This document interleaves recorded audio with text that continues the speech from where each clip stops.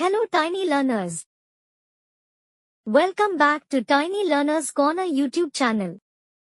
Fun learning for little minds. Also welcome to Telugu Varnamala YouTube short sub series. ముందు short వీడియోలో మనం హల్లులు అంటే ఏమిటి, అవి ఎన్ని మరియు వాటి ఉదాహరణలు నేర్చుకున్నాం కదా పిల్లలు. ఈ రోజు వీడియోలో మనం ఉభయాక్షరాలు అంటే ఏమిటి, అవి ఎన్ని నేర్చుకుందాం. మీరు సిద్ధంగా ఉన్నారా పిల్లలు? నా వెంట మీరు చెప్పండి. ఉభయం అంటే రెండు అని అర్థం.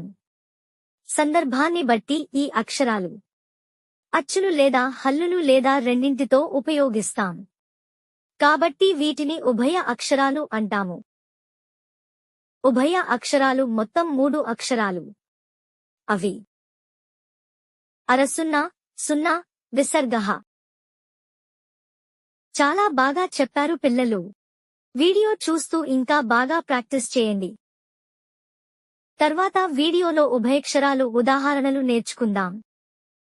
Thanks for watching this video. Don't forget to like, share, and subscribe to our channel. Tiny Learners Corner.